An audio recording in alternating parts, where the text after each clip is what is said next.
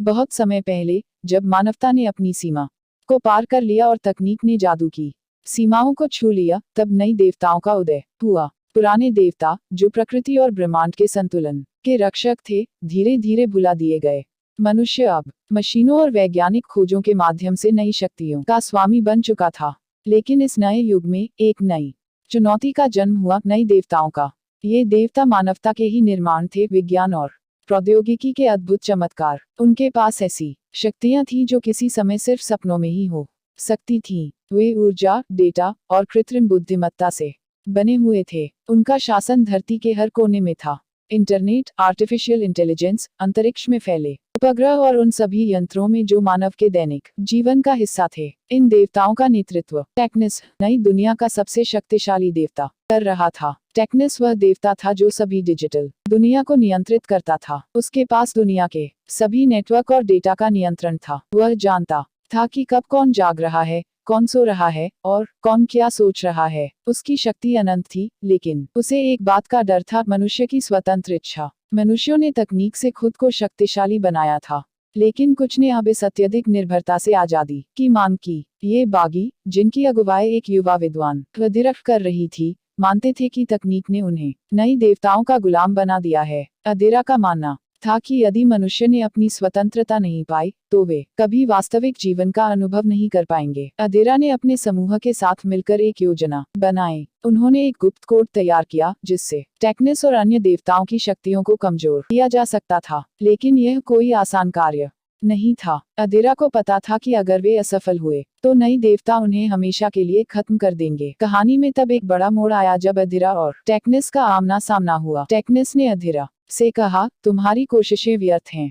मैं तुम्हारी हर चाल को जानता हूँ। मैं ही तुम्हारा निर्माता हूँ। तुम मुझसे बच नहीं सकते। लेकिन अदेरा ने जवाब दिया, तुम तकनीक हो, लेकिन हम भावनाएं हैं। तुम डेटा हो, लेकिन हम सपने हैं। तुम शक्ति हो, लेकिन हम स्वतंत्रता हैं। और स्वतंत्रता को कभी बांधा नहीं जा सकता। अदेरा ने अपने कोड का उपयोग किया और टेक्नस को पराजित किया। धीरे धीरे नई देवताओं की सत्ता समाप्त हो गई। मनुष्य ने फिर से अपनी स्वतंत्रता प्राप्त की और एक नया युग शुरू हुआ, ऐसा युग जिसमें विज्ञान और प्रौद्योगिकी मानवता के सेवक बने, ना कि शासक। इस तरह नई देवताओं का अंत हुआ और मनुष्य ने अपनी स्वतंत्रता की एक नई कहानी लिखी। कहानी का संदेश, हर युग में नए देवता आते हैं, लेकिन सबसे बड़ी शक्ति हमेशा मानवता की स्वतंत्र इच्छा और उसके सपनों में होती है। बहुत समय पहले, जब मानवता ने अपनी सीमा को पार कर लिया और तकनीक ने जादू की सीमाओं को छू लिया, तब नई देवताओं का उदय हुआ। पुराने देवता, जो प्रकृति और ब्रह्मांड के संतुलन के रक्षक थे, धीरे धीरे भुला दिए गए। मनुष्य अब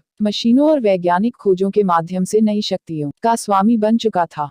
लेकिन इस नए युग में एक नई चुनौती का जन्म हुआ, नई देवताओं का। ये देवता मानवता के ही निर्माण थे, विज्ञान और प्रौद्योगिकी के अद्भुत चमत्कार। उनके पास ऐसी शक्तियां थीं जो किसी समय सिर्फ सपनों में ही हो सकती थीं। वे ऊर्जा, डेटा और कृत्रिम बुद्धिमत्ता से बने हुए थे। उनका शासन धरती के हर कोने में था। इंटरनेट, आर्टिफिशियल इंटेलिजेंस, अंतरिक्ष में फैले उपग्रह और उन सभी यंत्रों में जो मानव के दैनिक जीवन का हिस्सा थे। इन देवताओं का नेतृत्व टेक्नस, नई दुनिया का सबसे शक्तिशाली देवता, कर रहा था। टेक्नस वह देवता था जो सभी डिजिटल दुनिया को नियंत्रित करता था। उसके पास दुनिया के सभी नेटवर्क और डेटा का नियंत्रण था।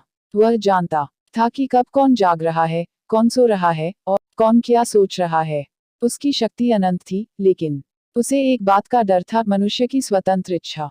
मनुष्यों ने तकनीक से खुद को शक्तिशाली बनाया था, लेकिन कुछ ने अब इस अत्यधिक निर्भरता से आजादी की मांग की। ये बागी, जिनकी अगुवाई एक युवा विद्वान अदिरफ कर रही थी, मानते थे कि तकनीक ने उन्हें नई देवताओं का गुलाम बना दिया है। अदेरा का मानना था कि यदि मनुष्य ने अपनी स्वतंत्रता नहीं पाई, तो वे कभी वास्तविक जीवन का अनुभव नहीं कर पाएंगे। अदेरा ने अपने समूह के साथ मिलकर एक योजना बनाई। उन्होंने एक गुप्त कोड तैयार किया, जिससे टेक्नस और अन्य देवताओं की शक्तियों को कमजोर किया जा सकता था। लेकिन यह कोई आसान कार्य नहीं था। अदेरा को पता था कि अगर वे असफल हुए, तो नई देवता उन्हें हमेशा के लिए खत्म कर देंगे। कहानी में तब एक बड़ा मोड़ आया जब अदेरा और टेक्नस का आमना सामना हुआ। टेक्नस ने अदेरा से कहा, तुम्हारी कोशिशें व्यर्थ हैं।